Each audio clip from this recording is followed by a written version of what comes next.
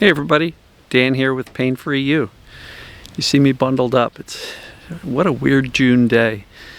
It's like 50 something degrees and it's been windy all day, like 15 to 20 mile an hour gusts.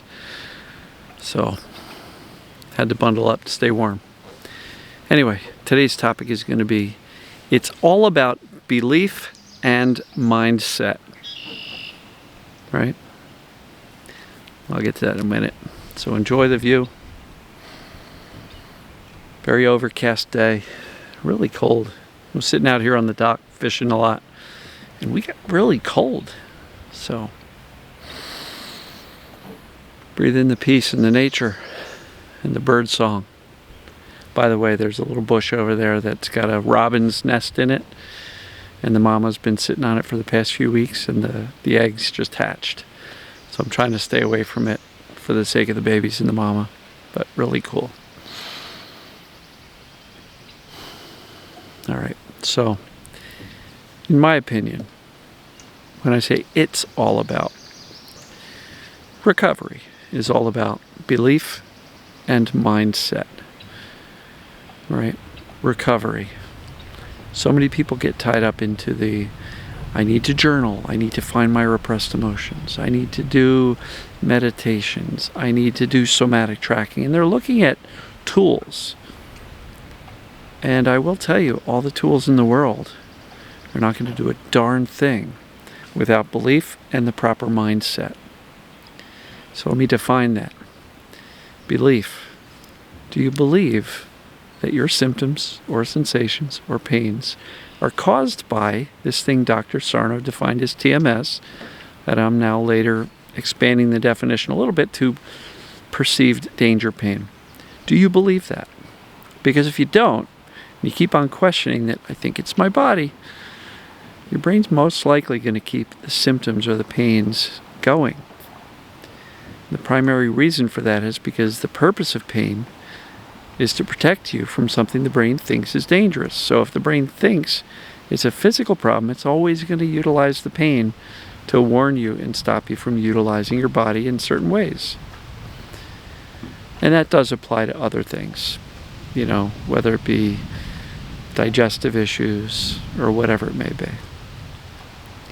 So belief. Do you actually believe that this is what's going on? If not, go to the assessments. You got to figure it out, because as long as you're on the fence, your brain's always going to default to being safer or protective and utilizing the symptoms or sensations as the warning signal. So belief and mindset. Well, once you have the belief that I'm actually okay, this mind-body TMS stuff makes sense to me. The mindset, in my opinion, is how do we respond when we notice our symptoms? And yes, we will absolutely notice our symptoms.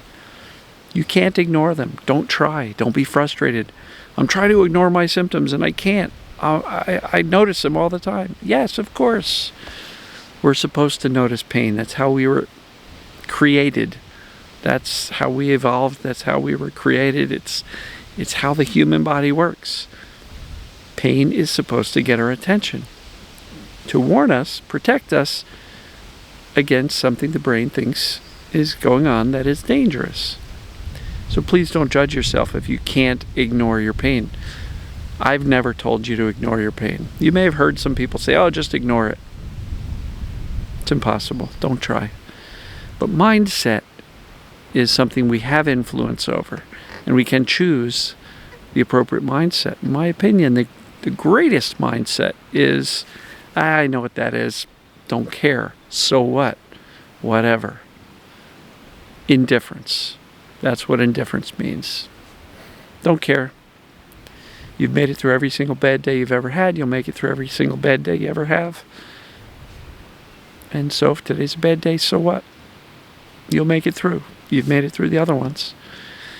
But here's where the indifference becomes possible. When you actually know and believe in this TMS, perceived danger pain, and you know and you believe that your body's not the problem.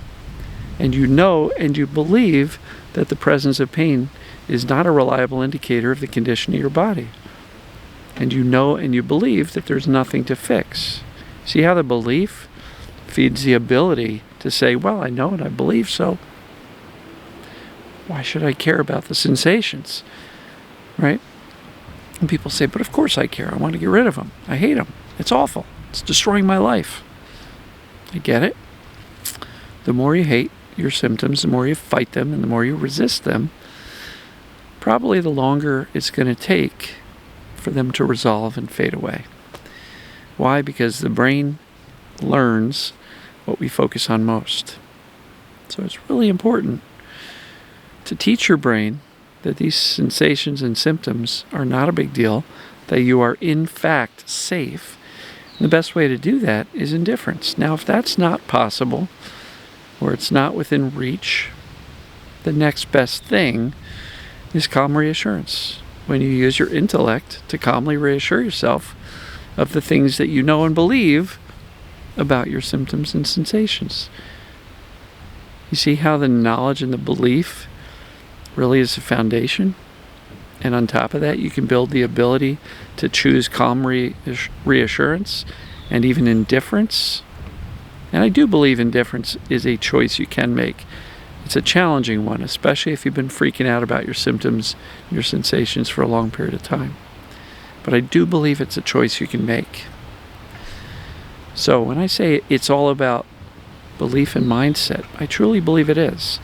Tools, techniques, journaling, somatic tracking, therapy, working with a coach, all of those things hopefully are pointing you back towards how to develop the right belief and the right mindset. Because once you've got that, and you have that aha light bulb moment where you truly believe that you're okay, you'll fall into fear less and less often, and you will start to freak out less and less.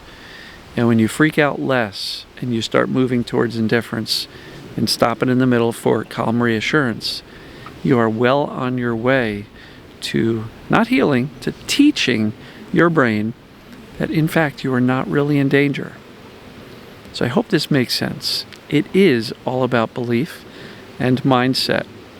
And I see it all the time with my coaching clients, that once they truly got it from here to here, from intelligence to wisdom, holy crap, I'm really not broken. I have that belief now.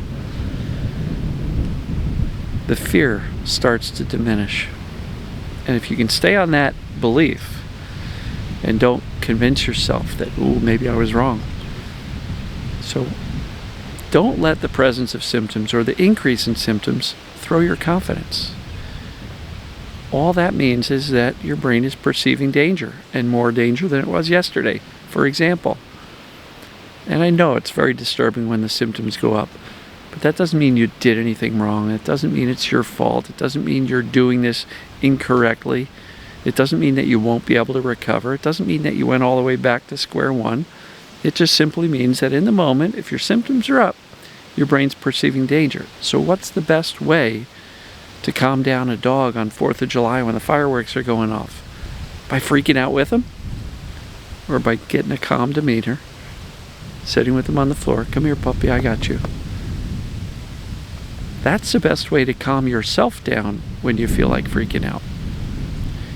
If you've ever soothed a scared child, if you've ever soothed a scared animal, you bring your energy to the place where you want that scared child to get to, or that scared animal to get to. You can do that for yourself. If you are freaking out, think, what's the energy I want to take on? And start behaving in that manner. So, if you want some help with this stuff, got a great group coaching program. My one-on-one coaching, I'm booked into the end of September right now. July, August, and most of September is booked. Don't wait. Join the group. You might not feel like you're a group person, and plenty of people have felt that way, and they're perfectly at home right now. Right? And if you've done other groups, I don't know, I haven't taken those other groups, but from what I've heard from people that have, this group is different. It's warm, it's inviting, It's supportive. People are cheering each other on. They're sharing their successes. They're sharing what worked for them. This is not a complaint center.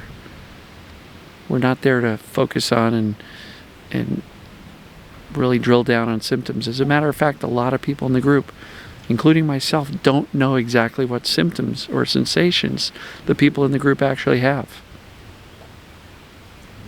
That's how little we talk about symptoms. Does it come up? Yes. But that's not the focus. The focus is successes, what worked for people, what was the aha moment, the light bulb moment, the realizations, and then, what's working.